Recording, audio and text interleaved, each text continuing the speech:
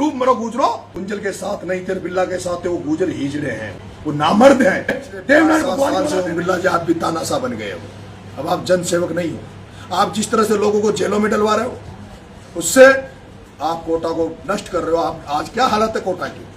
जो शैक्षणिक नगरी कोटा हुआ करती थी वो शैक्षणिक नगरी आज शेखावटी में जाके शिफ्ट हो गई। कोचिंग संकट में कोचिंगों के जो कोचिंग चला रहे लोग कह रहे हैं आप ओम बिरला जी आपकी कमीशन खोरी है कि नहीं है? आप पार्टनरशिप में एलन से पार्टनरशिप आप बात होती नहीं होती, फैक्ट्री में आपकी पार्टनरशिप होती कि नहीं होती? इन बातों को आपको जवाब देना होगा ओम बिरला जी कि ऐसा कुछ नहीं है। और आपको वापिस वो छात्र संघ के समय जो ओम बिरला जिस तरह से लड़ता था उस तरह से आपको सड़क पे आकर कोटा को बचाना होगा। ओम बिरला जी कोटा संकट में है, हाड़ौती संकट में है, बूंदी संकट में।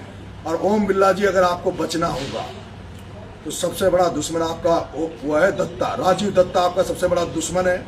आपका एक भाई है उसके बारे में मैंने सुना था, उसको आपने चुनाव में दूर कर दिया था क्योंकि उसकी कमी आपके पास आई।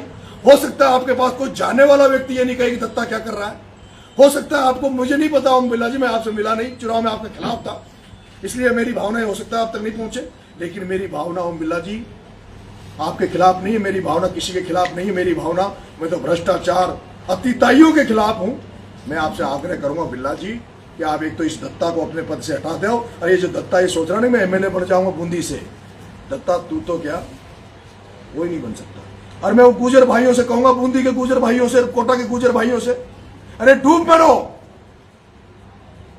डूब मरो। जो आज भी ओम बिरला का स्वागत कर रहे हैं, दत्ता का स्वागत कर रहे हैं, डूब मरो गुजरो।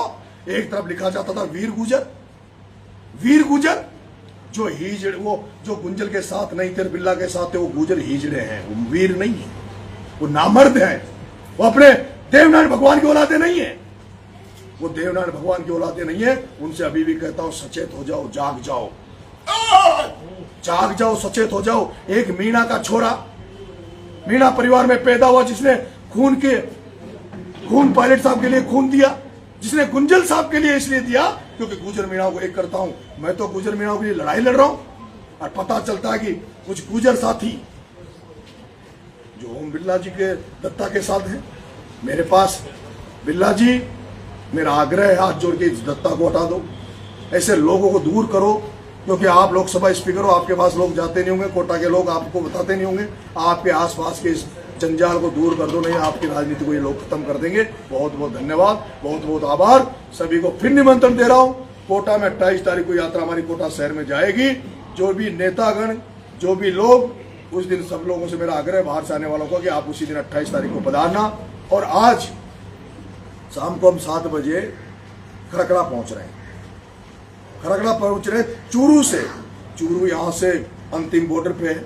हमारे एक निर्दलीय विधायक मनोज न्यांगली जी इस यात्रा में शामिल होने, इस यात्रा को समर्थन देने आज शाम को पधार रहे हैं। हमारे धाकर समाज के युवा नेता नरेश धाकर, वो भी आज शाम को यहाँ पधार रहे हैं खड़कड़ा में। हमारे पप्पू धाकर जी की जो बहू है प्रियंका नागर, और वो कैसी शेरनी की तरह दहाड़ी कल, मैंने तो झांसी की रानी के रूप में कल प्रियंका नागर को देखा है। ऐसी प्रियंका नागर को, ऐसे लोगों को राजनीति में स्थापित करने की जरूरत है। मैं कोई जातिवाद इस पे विश्वास नहीं करता, मैं सर्व समाज को अपना भगवान मानता हूं। यह सही है कि यहाँ की जातीय प्रणाली के अनुसार मुझे मीणा समाज में जन्म लेने का मौका मिला, लेकिन मैं चाहता हूं मैं मीणा समाज को गौरवान्वित करूं, और ये गौरवान्वित करूं कि दूसरे समाज भी हमारे प्रति अच्छा और नजरिया रखे। मैं ऐसा काम करूं जो सर्व समाज मुझे अपना बेटा माने। मैं मीणा होने के अलावा भी सर्व समाज का बेटा बनना नरेश मीणा चाहता है। एक और, ये जो नारे आप लगाते हो क्रांति यात्रा में, क्रांति यात्रा में नारा, कई लोग एक नारा, मेरे को 2 नारे गलत लगे। एक तो आया शेर आया, वो नारा कोई नहीं लगाएगा। हाँ, अगर आप ये कहोगे कि आया रे आया, तो ये कहो हाड़ौती का बेटा आया। हाड़ौती में जब यात्रा चले तो कौन आया, हाड़ौती का बेटा। क्या लगाओगे, ये शेर वेर नहीं, हाड़ौती का बेटा आया। एक नरेश मीणा जिंदाबाद के नारे लगाते हैं। मैं कहूंगा नरेश मीणा जिंदाबाद का नारा नहीं लगना चाहिए। नरेश मीणा संघर्ष करो, नरेश मीणा आगे बढ़ो, ऐसे नारे लगाओ जिससे मेरे अंदर ऊर्जा आए। मुझे जिंदाबाद नहीं चाहिए, मुझे जिंदाबाद नहीं चाहिए, ऐसे नारे लगाओ जिससे मेरे अंदर ऊर्जा आए। जो लोग कहते हैं भाई साहब आगे बढ़ो हम तुम्हारे साथ हैं, भाई साहब संघर्ष करो हम तुम्हारे साथ हैं, तब मुझे अच्छा लगता है। नरेश भी शब्द मुझे तो अच्छा नहीं लगता।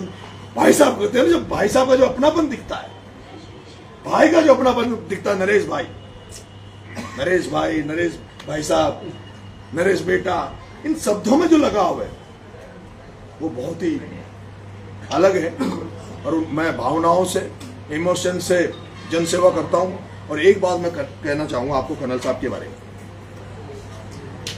मैंने राजस्थान में और देश में जो लोग हुए हैं, जो जिद्दी लोग होते हैं, जो ठान लेते हैं कि ये करना है, वही लोग सफल होते हैं।